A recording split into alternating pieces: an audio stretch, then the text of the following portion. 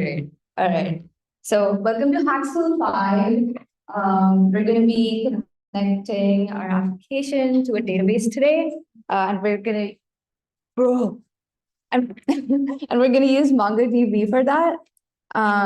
Here are some important links. If you don't have them already, make sure you're on the GitHub, you have the textbook open, and have the slides open as well. So we're officially on our 5th workshop, which is all about databases and uses MongoDB.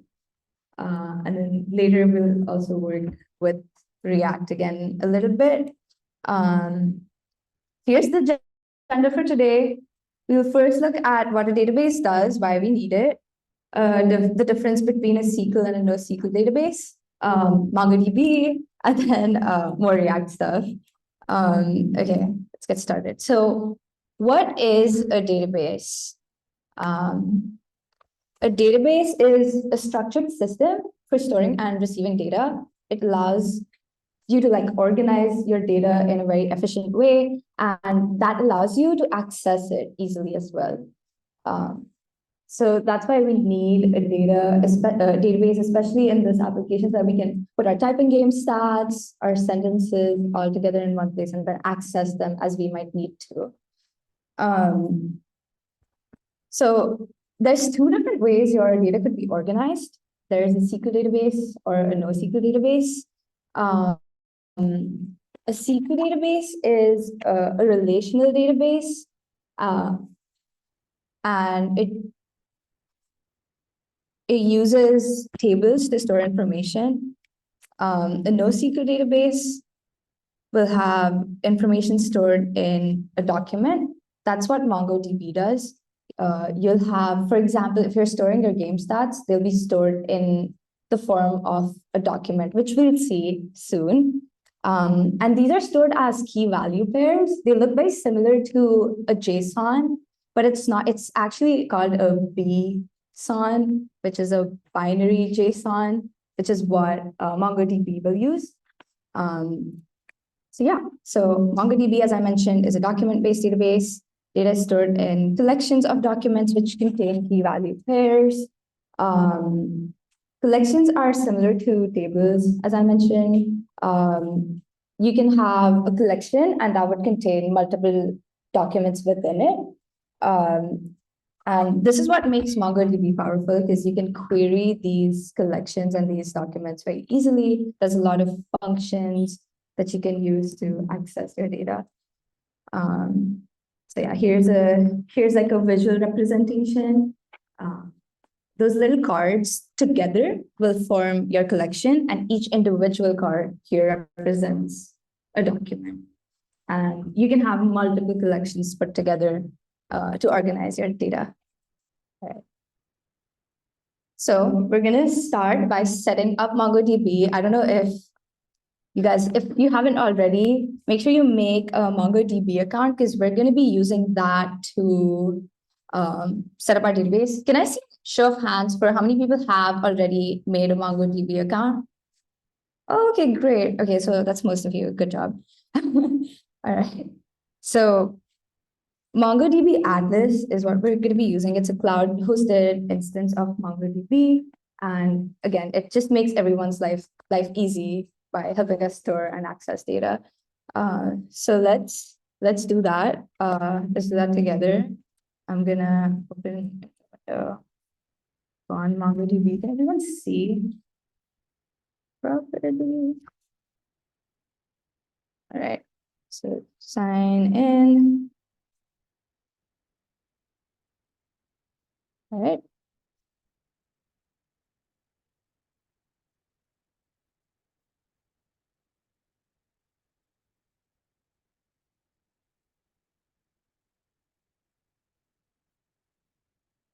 All right.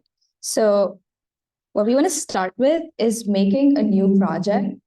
So you can go up here and make a new project.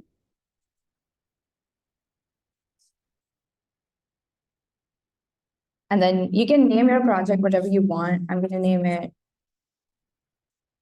Hack School 2023. All right. Is everyone here at the same point? Okay, cool. And then you hit create project.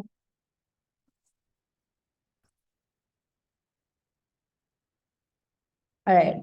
So now we're gonna hit create right here. And then we want to choose the free one, obviously. Make sure you do that. Then you can choose your region. I wouldn't change it too much. You can also name your cluster anything else. I just leave it at cluster 0. And then you create it. Oh my God, this is hard.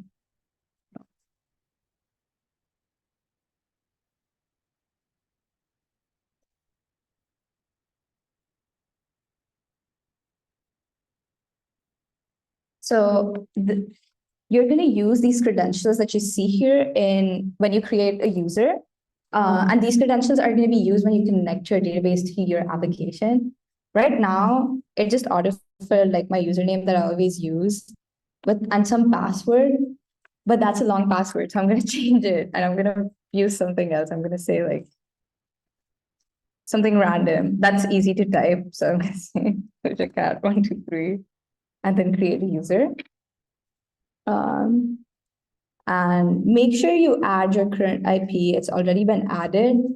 We'll see that that's important when you actually try to connect to your database, because sometimes when it's not connected, it screams at you and it says, you're not whitelisted. So make sure you do that. And then you finish. Then you go to overview. Don't save that. All right. So we have set up our atlas. Any questions so far? Anybody? Anyone not following along yet? Okay, let me know. Stop me if you have questions. Okay. Cool. So now what we're going to do is we're going to start to connect to the database. For that, we're going to use a package called Mongoose. Mongoose is a library that we use, and it basically makes it easy for your application to interact with MongoDB. It has a bunch of like functions that you're going to use, like creating a document, fetching stuff. That's all included in that library, which is why we're going to install it. So now what I would like you guys to do is go to your server directory. I'll do it at the same time. Let me see. Okay. So can you see, should I make it bigger? Or is it good? Bigger? Okay. Maybe, hopefully that's better. So you want to go inside server. So you say cd server, and then you say npm install mongoose, and then hit enter.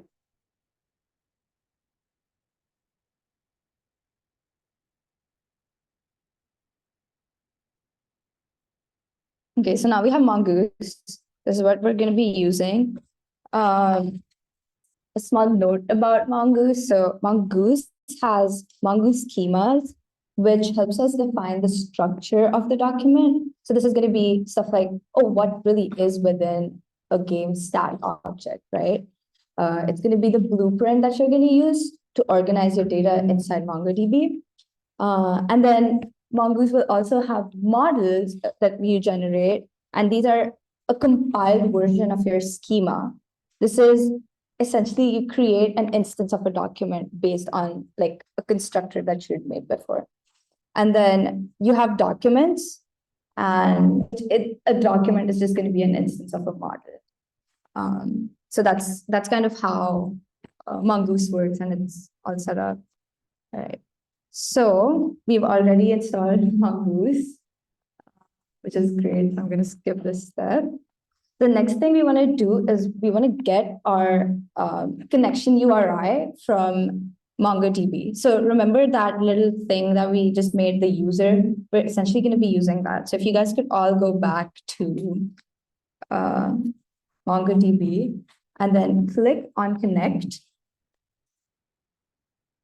And then you want to click on drivers. And then you can choose, make sure your driver is Node.js and version 5.5 or later. I just leave it at whatever it brings. And then you copy this guy.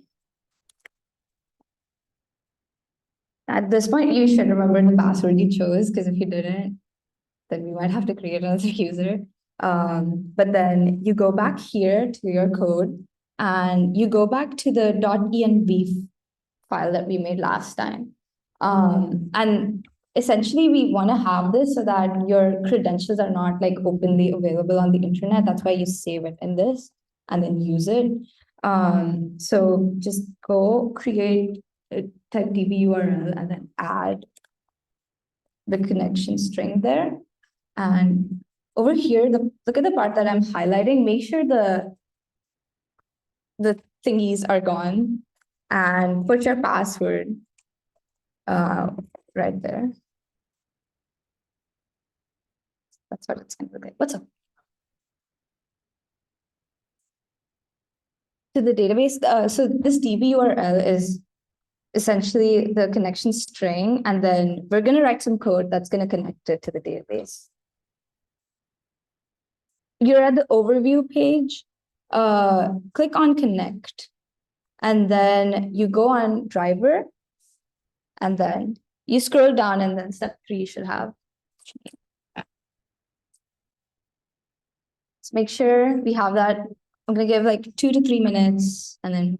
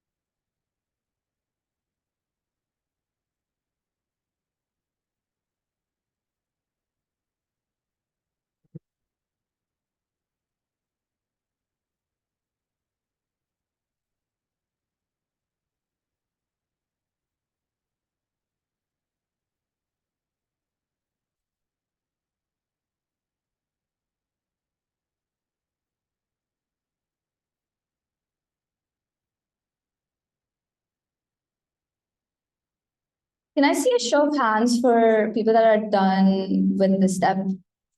If you're done, raise your hand up high. Okay. Let's make sure everyone's good.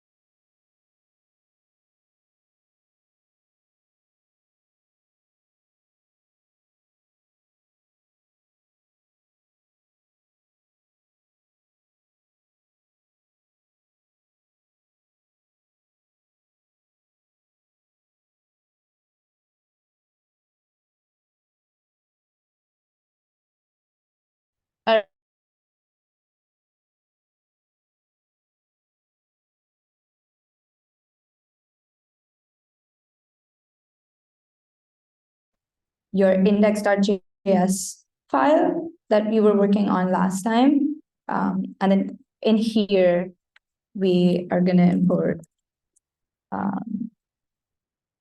mongoose.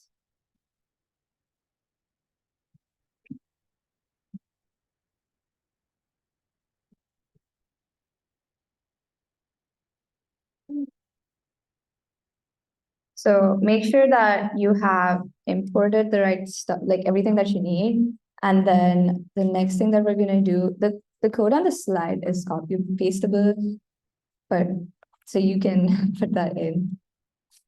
Ah.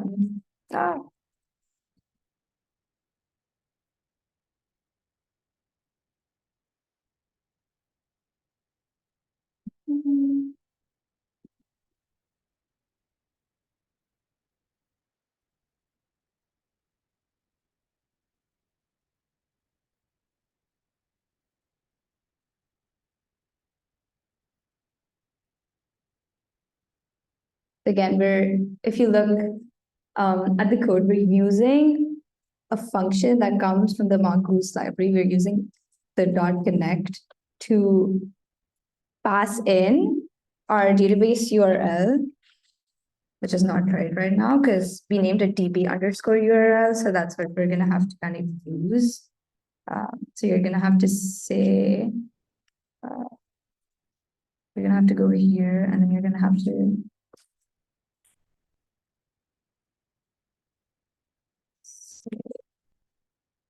this. Oh my God, sorry.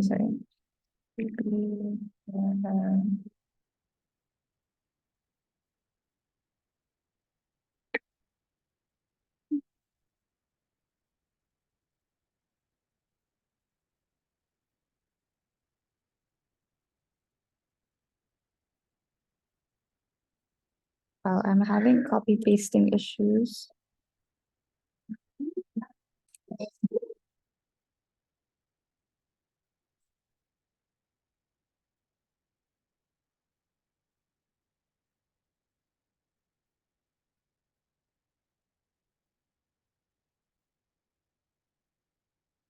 So we used the db_URL out of the .env file, which was stored here, and then we're just using a callback function to make sure that it like console logs connected to the DB if it correctly connects. This part is just requirements that you need. You can look at the documentation to read more about them, but that's just something that you need with the syntax. That's it. Let me know if everyone has reached. I'm sorry? The zoom in. Show my screen. Okay, hold on. Give me a second.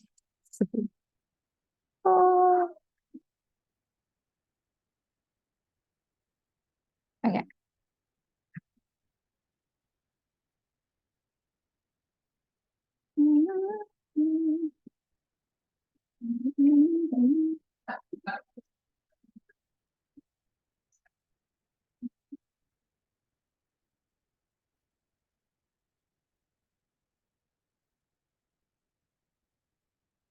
The code on the slides, if you're trying to copy paste it directly from the slides,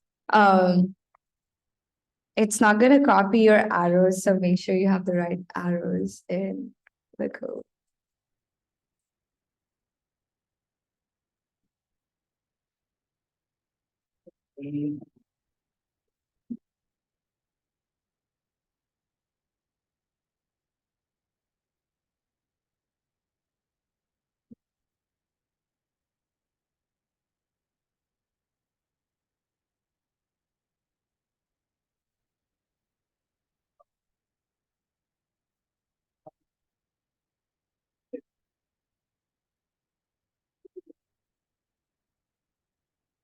In your config folder, if you go in the index.js that's inside there, we also need to create a config object with db URL, just in the same way that you did with port.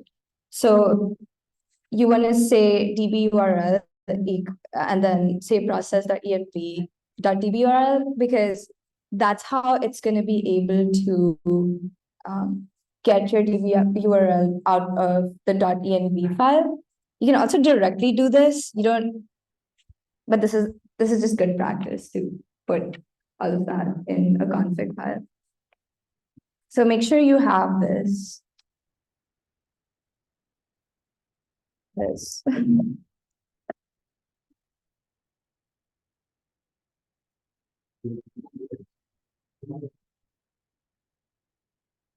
Okay, so 2 steps. First step, go in config index.js, add your DB URL, and then go on index.js in the project, in the server, directly inside server, and then make sure you add this code, which is from the slides we were looking at.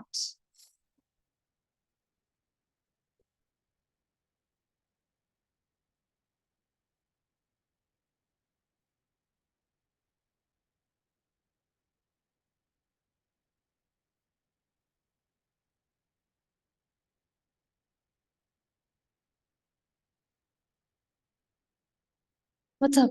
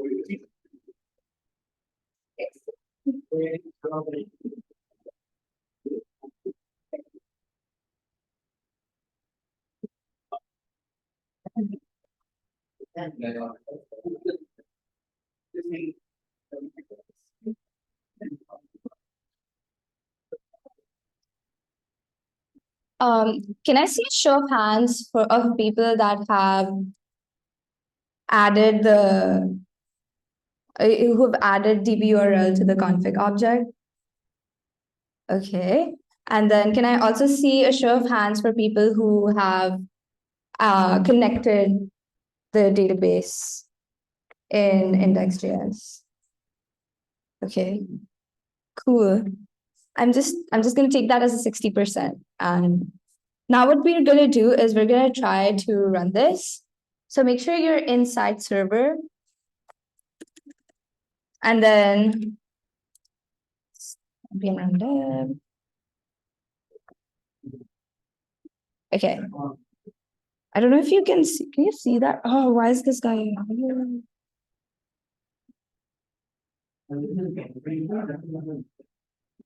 Okay, you should be able to see connected to MongoDB down there. When you do npm run dev. So you want to start your server, and when you start your server, it's going to run index.js, and then it's going to hit this point, and then connect to the database.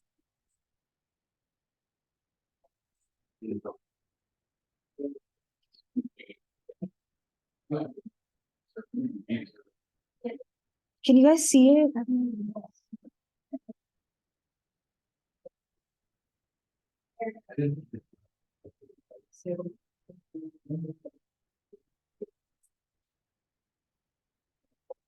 Oh, wider. Okay, sorry.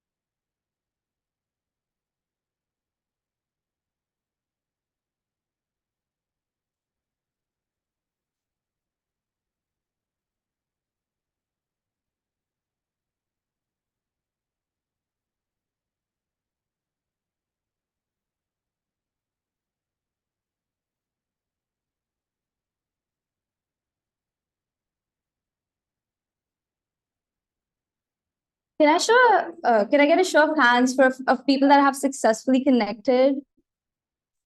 Okay. Okay, cool. So we're gonna move on to the next part. There's a couple of common errors that people get when you try to connect to a MongoDB database. Some of you might have gotten this whitelist IP problem. If you ever face that problem again, make sure you go to the Atlas network access, edit it, and allow any IP. Maybe you go home tonight and then you're like, okay, let me work on this, and it doesn't work because of this problem. That might be because your IP, that's of your like house, isn't included. So you might want to allow any if you face that problem. And then another problem that people face is the network error. If that's the case, then make sure that MongoDB is properly running. Make sure your firewall and VPN settings are correct. You might need to, if you were here, you might have had to switch from UCSD protected to UCSD guest. And then just make sure that your URL and connection settings match. Sometimes you might face a problem where you have an authentication error. That might have been because you had a typo in your password, or you forgot to like remove the thingies, which is fine. So yeah, these are like some common problems, and these are, everyone has a fair share of these. So if you ever need to look back at these slides. And yeah, the next part, the next thing that we're gonna do is we're gonna define our schema. As we mentioned before, a schema is like a blueprint of the structure that your data is gonna take. And it defines what every document inside your database is gonna look like, right? So for the purpose of this typing game, we're gonna need a game stat object. And that's how we're gonna define our schema and use the schema to make models, and then those show up as documents. If you're curious, be sure to go at that link and check it out. It's pretty cool. Then yeah, so let's define our game schema for the game. So when you're doing this for any application, you might want to think, what kind of data am I storing? What do I need to save? You don't need to save like random stuff that you're not going to look at, right? So that's something to keep in mind. So what fields could you have in a game schema for a typing game? And what would be their types? So I can start with an example, and if anyone else has something in mind, you can share that. So for example, one thing could be a sentence, could be one of your fields, and its type would be a string, because a sentence would be a string. What are some other things that you would want to store in game stats? Any brave soul? Yeah, go ahead. Yeah, good job. Anything else? Yeah. Good job. What else? Uh-huh. Yeah. So that's words per minute, but you can store time. You can also store your incorrect characters. You can also store like number of correct characters, incorrect characters. I think that's all I can think of right now. So let's see. Oh wow, we hit all of them. That's great. So sentence, correct characters, incorrect, words per minute, and time. The first three, as you can see, are stored as strings, and the last two are stored as numbers when you save them. So yeah, that's all you need to define your schema. Now that we've designed it, we're going to try to implement it. So it's activity time, and you guys are going to be like that coding. So the first thing you want to do is go into your server directory and create a folder and name it models. This is where you store all of your models. If you want to store other stuff, like if you want to store your sentences or like some random object that you later come up with when you build this project more, you can add it there. And then within that folder, you want to create a new JavaScript file called gameschema.js. And then we want you to go try to like play around with that link for a little bit. Try to figure out what the syntax would look like for a game scheme or for any schema, and use the fields that we just talked about, which is sentence, correct and incorrect characters, words per minute and time, and then use that to implement your schema. So we're gonna take like 15-ish minutes to do so. If you need help, just raise your hands. Be sure to check out this thing. Good luck.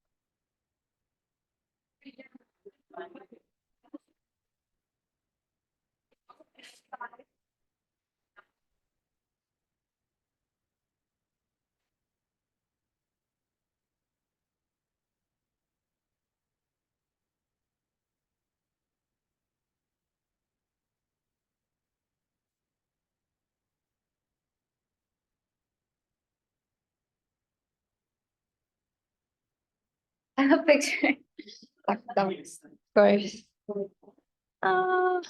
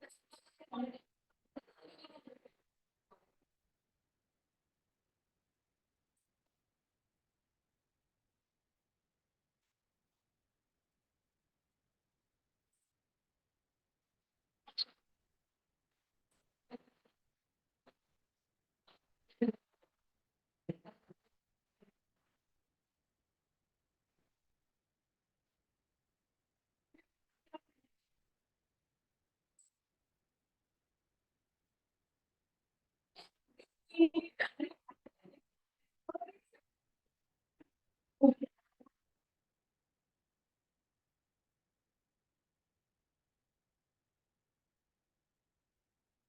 I see a show of hands for the activity bit? Okay. Okay, we're gonna move forward. I'm gonna show you guys how to write this schema. So as we, what is it? Okay. So the first thing you want to do is create within your server, you created a models folder. Within that, you created a game schema.js. And then this is where we kind of like use the documentation to write the code. So what I'm going to do is also go on the documentation and copy paste everything from there. Go here, you're like, ooh, defining your schema, I need this. And then copy that. And then paste that within your file. Then the next thing you want to do is rename it. Then you say game schema equals new schema. And then we're going to change this so that it's going to follow what we decided. What was that? We're going to say sentence colon spring, and then you can say like type. What else did I have? Correct characters. And why would it do that?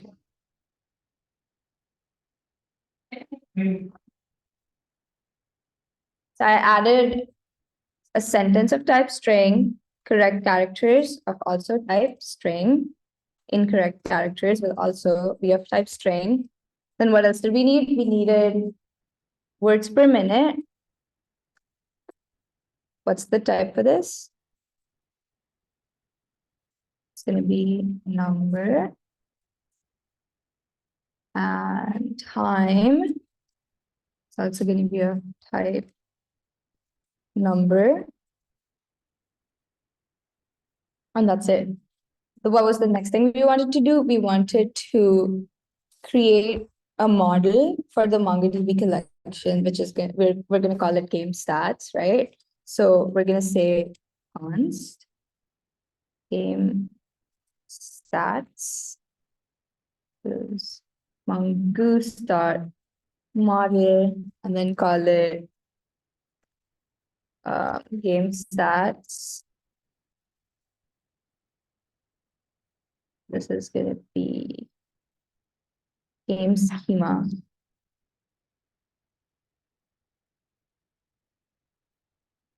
And then you just export it the way you did. So think like module exports equals then game stats. So you want to export the game stat model. If you were wondering, you can create a model just like this. You convert the schema into a model, right? So that's how you do that. And then you can read more. There's like stuff about IDs. They automatically get added to your document, and you can do a bunch of things with it. Like it's super useful that they do that. So yeah, that's about it. Any questions about making the schema, like deciding what to put in it, making a model out of the schema, and then exporting the model? We had a type of the slides. I'm so sorry, guys. It said export the schema, but you want to export the model that you make from the schema. Yeah. Yeah, that's correct. And then you use the model to make like you make an instance of that model, and that becomes like your document in the database. So that's that. I'm gonna give like 2 minutes to anyone who needs to like look at this, take a photo, write it really quickly, and then we're gonna move to the next thing.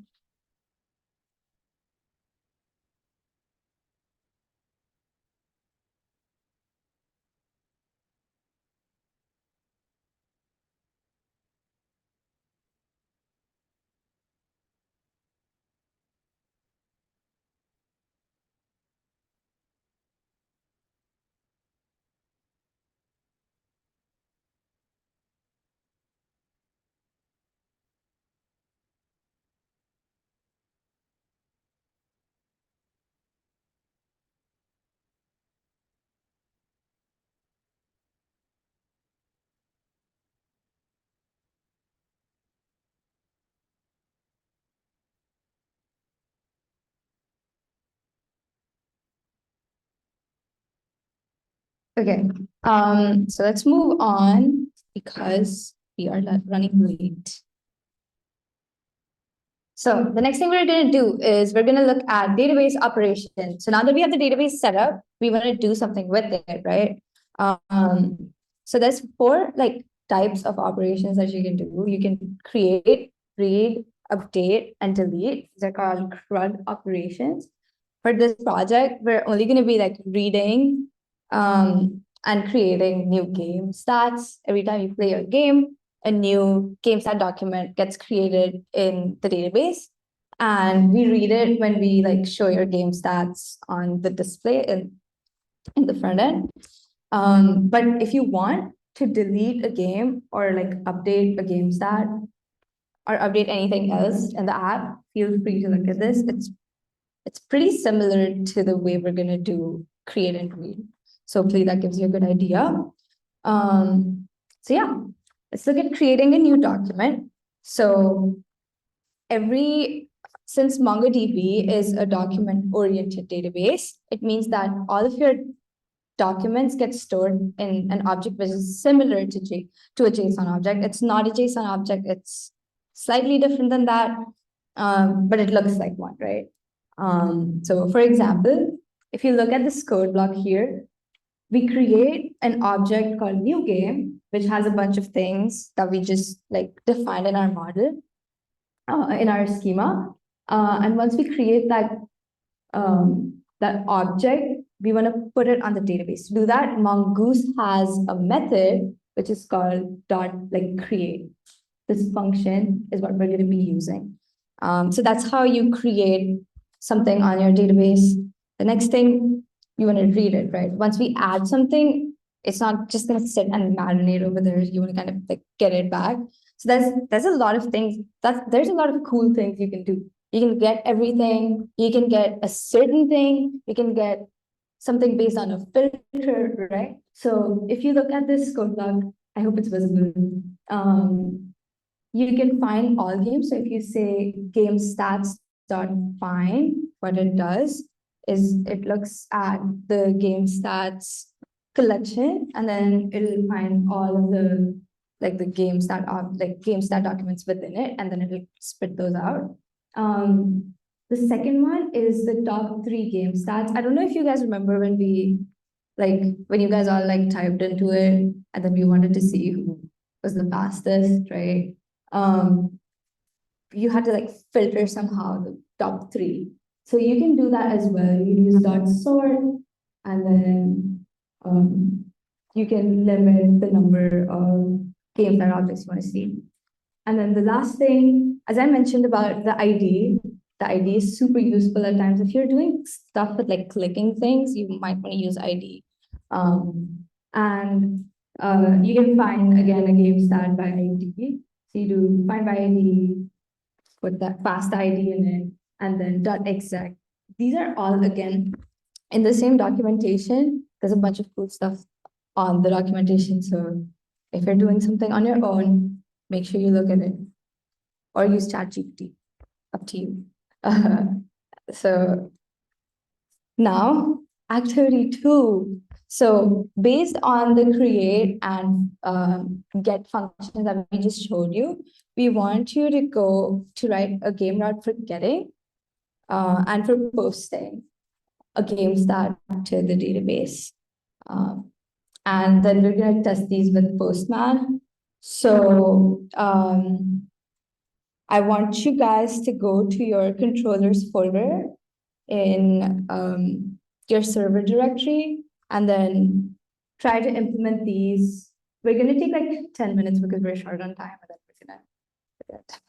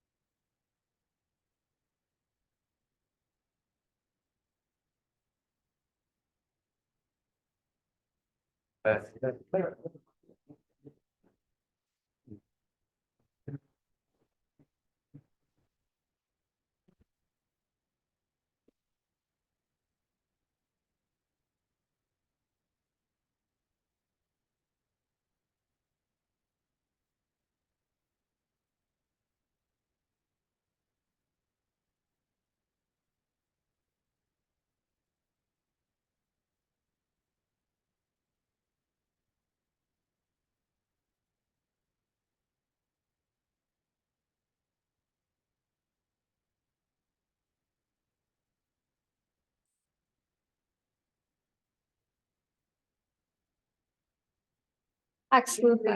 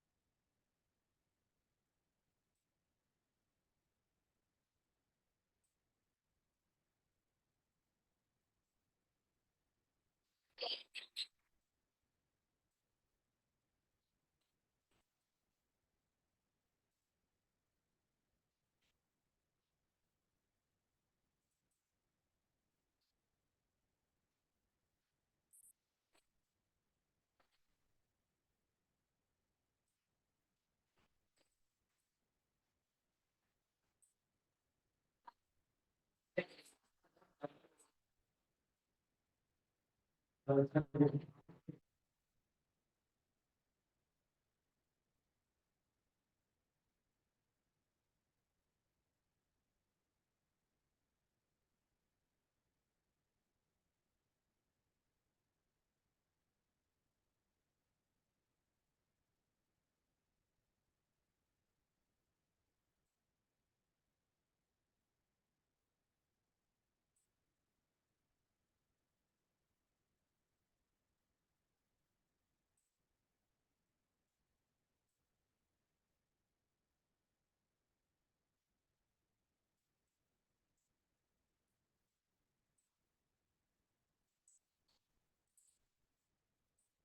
140L, you don't have it. Can you use the web version?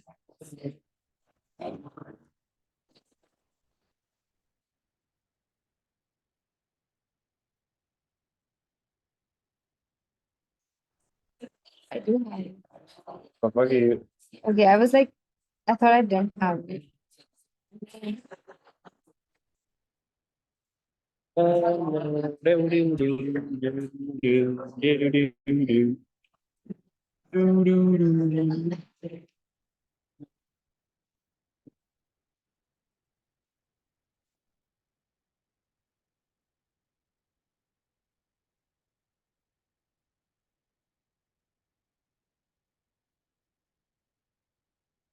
they do that already? No, I don't think Nikhil got the Postman. Okay, fine. I'll do that.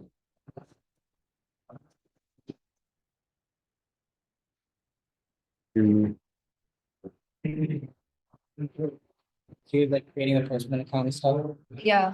Just move on. Okay. Go to demo how to do it. Mhm. And And then can I just show them like, can I manually add a document and then show them how to do it? it's fine for now. We'll show it next time. We don't have to. Alexa needs to do it. Okay. Just show them. and- Okay. Hello, everyone. Can I see a show of hands for people that have finished the activity, close to finishing? Okay, don't worry, because we're gonna demo it. So we're chilling. Okay, so how do I slideshow? Cool. So what we want to do now is we're gonna write in our controllers, right? That's where we're gonna specify the functionality. So if you go back to your code, or if I go back to the code, and we're gonna look at the controllers. So we already specified the game controller. You made this like dummy thing last time. Now we're gonna change it so that it actually interacts with your database. So here's what you're gonna do. We're gonna use the find function that Mongoose has, and then we're also gonna use the create function that Mongoose has. So take the code from last time and just get rid of it. And then, okay, so what we're gonna do is I'm just gonna comment this out real quick. So comment this out real quick. Okay, so I'm gonna name, so we had const get game and then it's like a sync function. And if you remember, if you go into your routes, you can also see that we specified these, right? Get game and then post game. So what we're gonna do is go back to the game controller and we're just gonna use that create function. It's super simple. You just say const game equal. It's gonna be, since it's an async function, you're gonna have to use await, and then you say game stat start.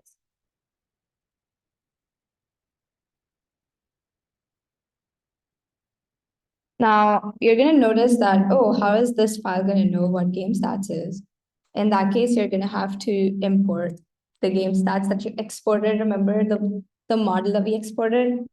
So you're gonna say const game stats is require.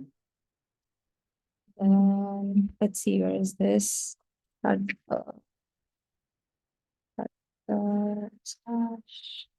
It was in my models, and then it was called, wow, game schema. No, yeah, game schema. And then we exported the game stats from there. So you import that into your game controller, game stats, and then you use that. So now it knows when you say dot find, it's gonna know what game stats is. Otherwise, it would be like, it would throw up and cry. Okay, the next thing you do is you just turn that into JSON. So just copy the same code. That's it. That's your route to get game.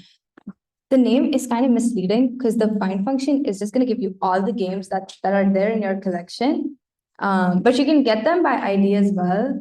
You can get them, you can filter them. As I mentioned before, we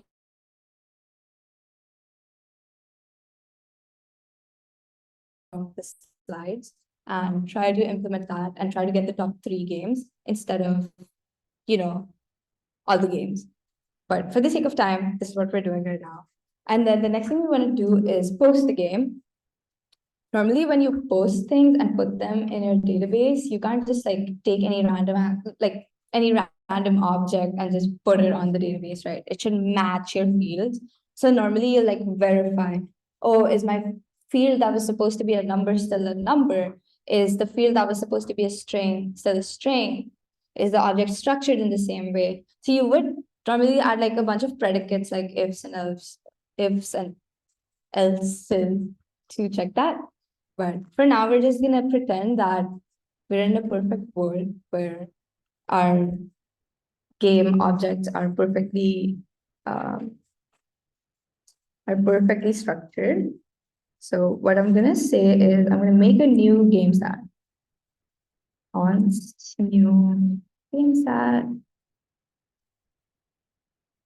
equals, again, you wanna await because it's a sync function. Game stats.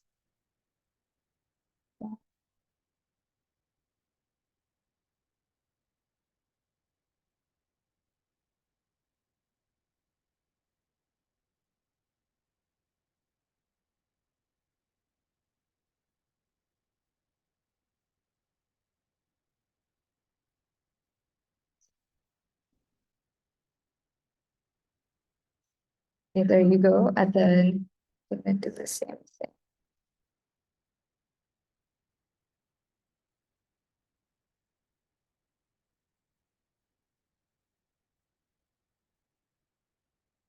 Again, if you're interested, you can also wrap this around a try catch block so that if your status code, if there were problems and if you like catch an error, then you can like use the like error status code, which is 500, print something, and make it so that it catches all of those errors. But this is basically essentially what you're doing. You're using a function that was a part of the Mongoose library, which helps you talk to the database. Otherwise, how else would you talk to the database? Another important thing to take away from this is you need to import the model to be able to do things with it. And you also, at the same time, need to make sure you export the model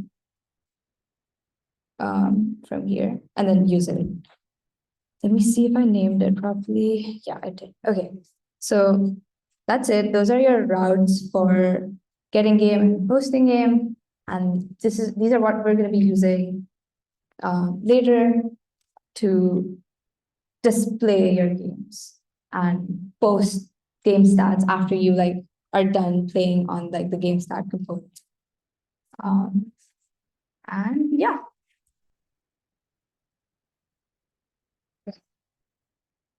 So I'm gonna call Alexi to take over.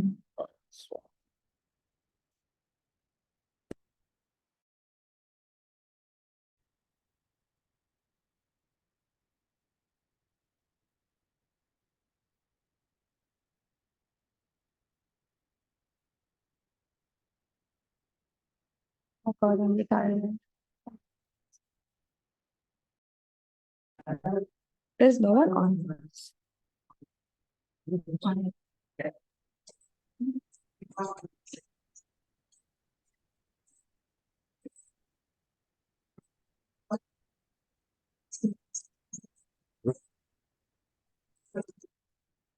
If you also have time, make sure that you test your API on using Postman, which we couldn't get to, but you should.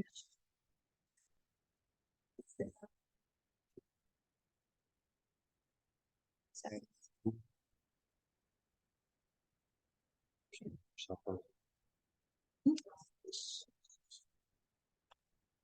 Unmute. Unmute the.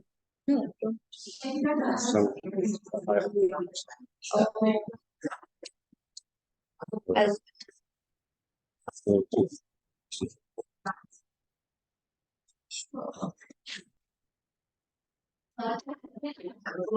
All right, can everyone hear me? This is better? Yeah, all right. So now switching gears, moving on more to front end and React stuff. So first thing I want to talk about is props. So props, you can think of it as a way to pass in data into a component. And this is great for customizing your components and being able to reuse it. If you see on the right here, we have a parent component. This is in the way, let me move. We have a parent component that has the string named click me, and then a child component, which takes in click me as a prop, and then it will display it as a button. You can think of props like parameters that you pass into a function. So for a way to describe this is to use a garage and a car. So the garage is going to be your parent component, and the car will be your child component. So if you want to click on here, the React Playground, so this is a quick demo that you can do. Here we have our car, so it's a functional component that takes in a prop, and we can access it using prop.make, prop.model, and prop.year, which we're going to display. And if you look right here in the garage, right here we're creating two car components right here, and in it we're passing in Toyota as the make, model, we're passing Camry as the model, and year, and 2001 as the year. So here, for example, if we change it in here, I don't know, 2,555. Here we can see it down here. That changed it in here because we're passing it as an argument, so to say. So going back to here, then what we can do is we can use object destructuring. That's another way to access props. So if you see up here, right, instead of props, we're putting curly brackets and we're saying exactly what we want. So make, model, and year. So that way within it, you can just call make, model, and year instead of having props.make. So if you're, I'll do a quick demo where, for example, if we go inside of a car, instead of having props here, I'll just turn this to make, comma, model, and year. And so now in here, I can just remove it. It's just easier access. And we still get the same functionality, and it's better for readability than always have to doing prop dot something. So with that said, I want to do an activity to use the props, and it's going to be your game history page that we can brag about your top records. So in the end, it's going to look something like this, where we have all of our previous games. So what you guys are going to do is you're going to create a component for the cards, and you're going to pass in as props, sentence, correct characters, incorrect characters, word per minute, and the time. And the goal, it's going to look something like this, and it's going to be under here. I'm going to go to it inside client. If you go inside your client folder under source, components, and game history, so it's going to be right here. Here what you can do is you can reuse the template that we did in the nav bar, and you can fill that in yourself. And then once you're done creating in here, you can go to your under pages. There's your game history page, and here you can implement your components, which you created with your card history components. Any questions? If not, we'll walk around and help you guys out. I'll leave this up right here. Oh yeah, and if you finish and that's too easy, you can play around and try to style it. I left some comments for you guys to style it and make it look better.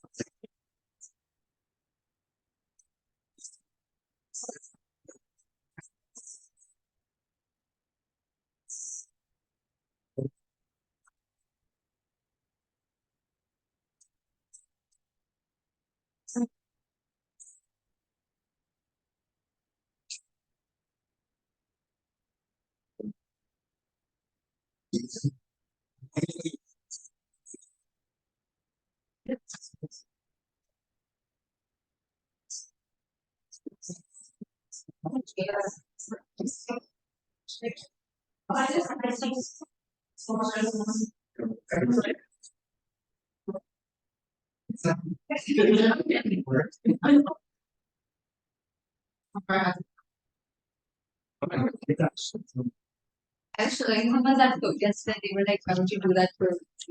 We're doing what? I was showing that we gave to my friend, like, showing him the code, and he was like, what the fuck is wrong with it? Very fucked up. All right, I think I should move on.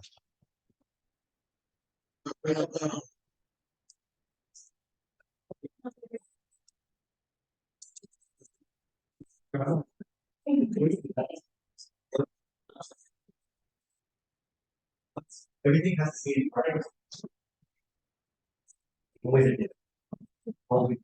All right, guys. So for the sake of time, I'm gonna cut it short, and I'm gonna go over the demo. So what you guys can do to actually see your code, and you can do npm run dev within your client folder. So if you do cd client and then run npm run dev, then here you can actually see your code go live. That way it's like you have a better idea of what you're doing. And we're in history. So far I haven't implemented it, so it's crashing. But so first thing to do is just take the navbar component, right? Because it's a good template, and we're gonna paste it in here. I'm gonna rename that to card component. Also, we still want to export it, so that way we can reuse it and use it multiple times. And there we go.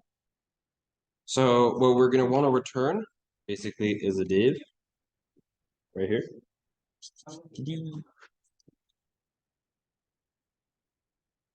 And within that div, we're just gonna have smaller headers, and within the component, we're gonna have sentence, for example.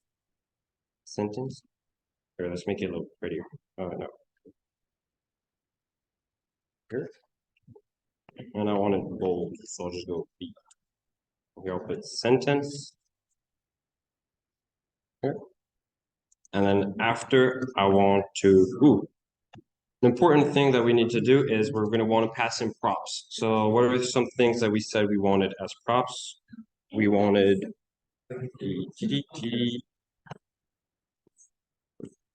we want sentence, correct characters, incorrect characters, words per minute, and time.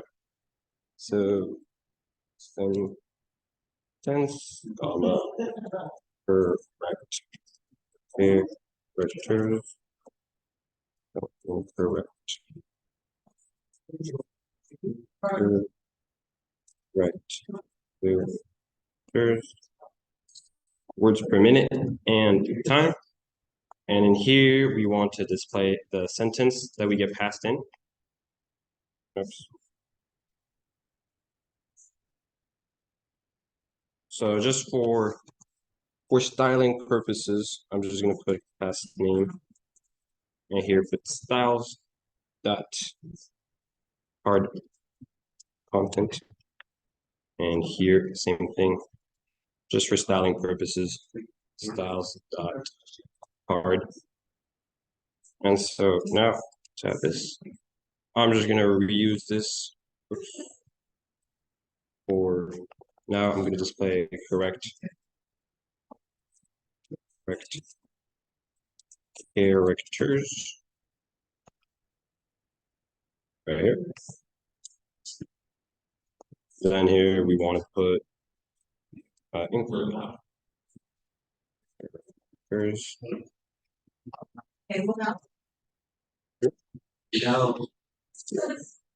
So after incorrect characters, we want to display words per minute, WPM. And then, oh, I'm sorry. Can you guys see? Is this large enough?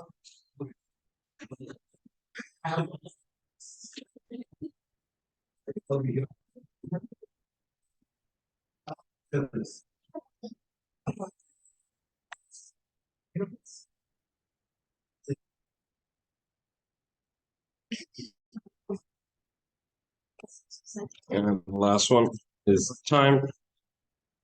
Are we passing time? Right. So effectively what we just did is I took the navbar component, pasted it in, add in some props, words per minute, time, incorrect characters, and all that. And after I'm just displaying them within one big div that wraps all of the other smaller paragraphs. I'm gonna give you some time to go up.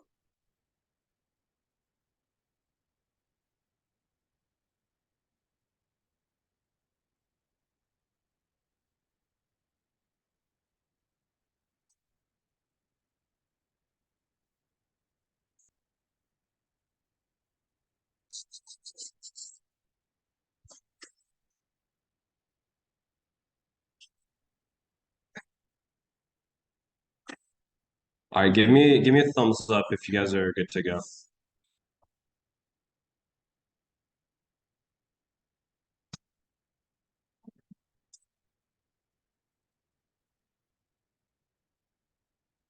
Yeah.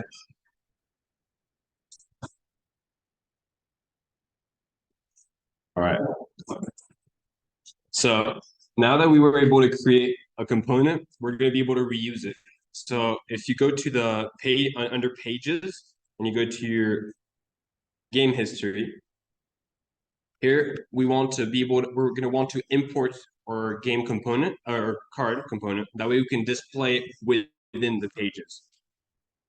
So in here, if I go import card component, this should just autofill, complete it. But if not, basically.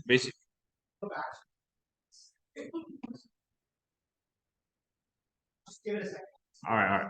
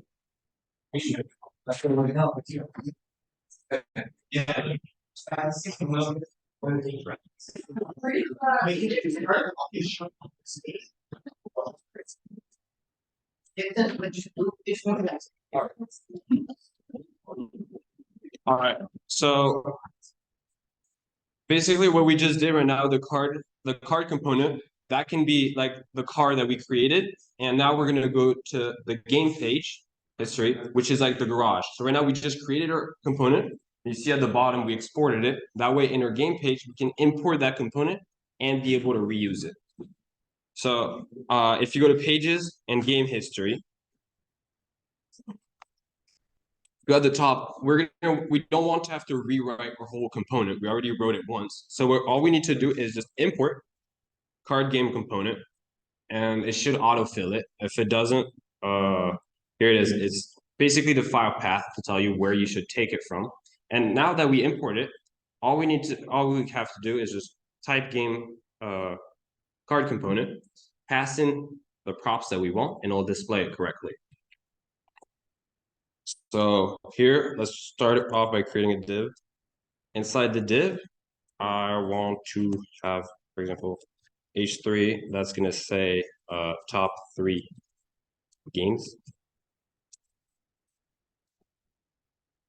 And here I'm gonna create another div as a wrapper. And now what I can do is I can just type card component and then slash this and here.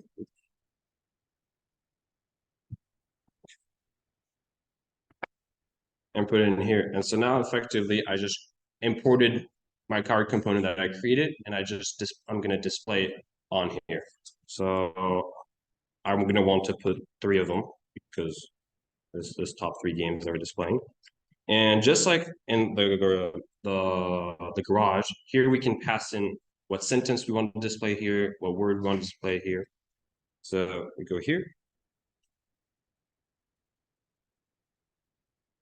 Now I can just do sentence is equal, and within here I can write this was the fastest typed sentence. And then, for example, for the next one, usually you won't want to put all of them. Here, I'll just do an example. So words per minute, I'll just say 67. Here it is. And this one, I will do incorrect characters, 7. Then just for styling purposes, I'm going to give them some IDs. Class name. Oop. This is going to be styles dot top 3.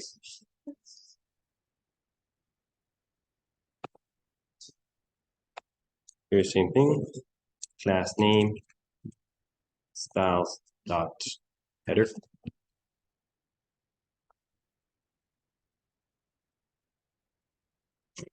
Here, class name again. Styles dot top 3. And now the bottom are going to be very similar. So I'm just going to copy this, paste it here. Except this is going to be all games. All games. Header and all games underscore cards. Nope. Let's put this is how all cards. And here I'll just put 4 and I'll change it.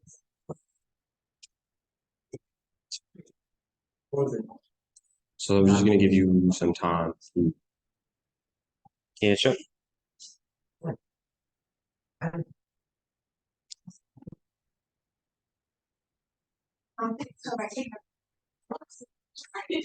Where? Oh, so that was just an example. You don't have to put all of them. I was just showing you that you could do sentence, but here, for example, I could also put correct characters equal, and here put like 6. So okay, this is one whole component. I'm showing 3 components right now. So the first component, I'm only passing in the sentence. The second one, I'm only passing in the words per minute. And the third one, but I should be passing all of them. Just for the sake of time, I'm only passing one thing in. Does that make sense?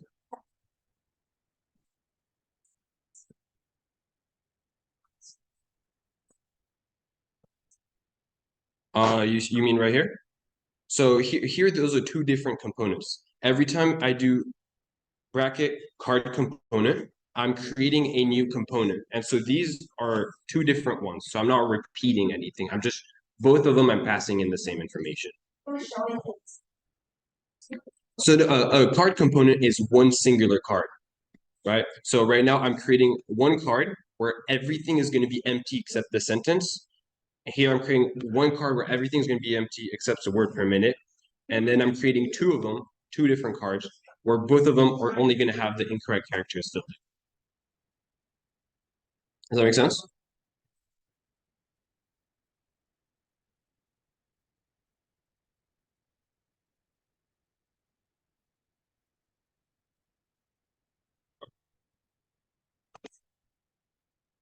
And one thing that I forgot to do was to import styles from, I want to go to styles, and I want to do a history module dot CSS just to make it look pretty.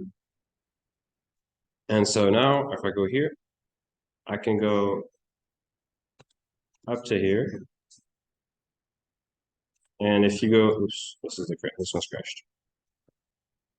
If I go to history, this should show, this is a version with the styles.css, so it looks pretty, but if I just remove all of those. No. If I comment all of those out.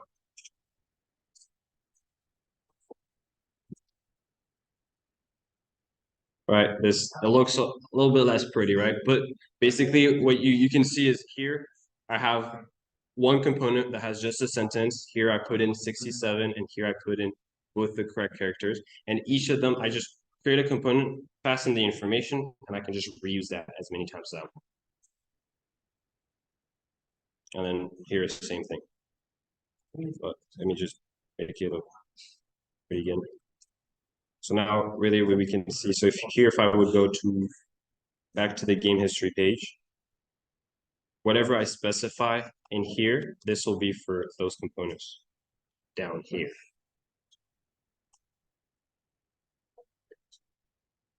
All right, any questions before I move on real quick to use state? There won't, no? All right, well, then next time we'll cover use state. Yeah, so if you can go to the feedback form real quick, that'd be greatly appreciated. That way we can improve on Hack School. So just take a minute to fill it out. We won't let you leave until you fill it out.